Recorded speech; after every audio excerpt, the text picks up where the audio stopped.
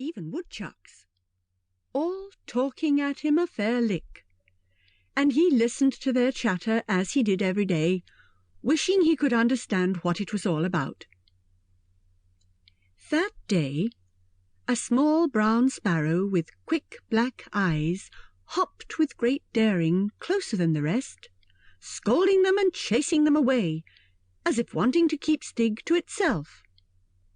Or rather, herself, Stig saw, for the sparrow did not wear the male's neat black bib. Stig scattered a few pieces of the oatcake before her, watched her take them into her beak and break them up, showering surplus crumbs right and left for the rest to scramble for. When she edged forward a mite nearer, her head to one side, Stig laughed delightedly. "Are you asking for more? If so, here it is." He crumbled more of the oat flakes and scattered them a little closer in than before. The sparrow hopped nearer and nearer, eyeing him keenly. Then, dipping down and snatching up a beakful, she flew this time up into the trees to eat it out of range. The other birds, catching the flirt of her wings, all started up after her, and the squirrels followed after, leaving the glade bare. Stig was not offended. He knew his friends had to be careful and trust no one. Rather, he admired their wisdom. He stood up, threw down the last of the crumbs. "If only I were as careful in my affairs," he called to them, "I'd be a richer man." But he wasn't really serious. If the folk down in Clack took a little advantage of him, and cheated him in their weekly bartering, he didn't take it ill. He had enough food to eat, and wood for warmth, and if his clothes were a bit threadbare, what mattered that on the mountain with no one to see him? Not that their cheating amounted to much. On the whole, the townsfolk were kind to him. He'd gotten many a hand-me-down suit from friendly wives who'd sewn their husbands' new ones. One wife had even given him an old patchwork quilt. Patchwork quilts made from scraps of worn-out clothing were a specialty of the thrifty townswomen.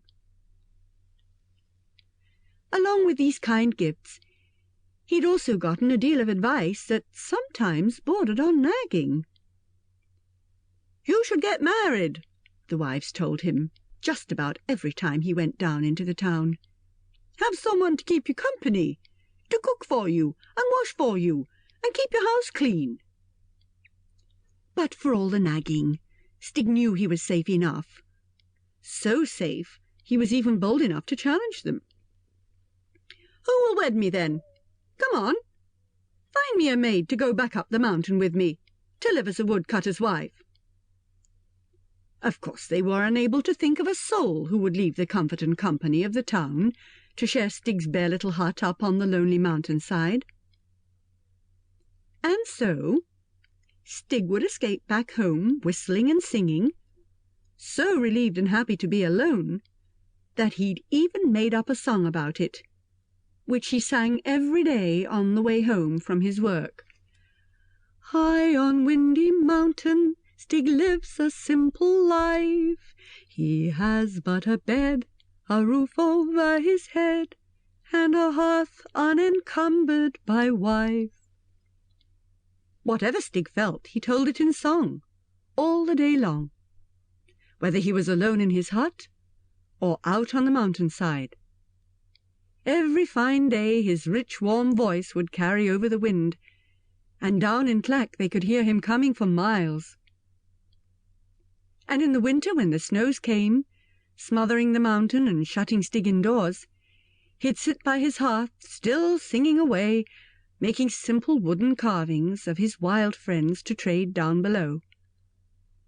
As he finished them, he'd place them against the walls of the hut, until those walls were fairly crowded with squirrels, woodchucks, sparrows, blue jays, rabbits, and his night friends, raccoons and owls. And what wonderful carvings they were!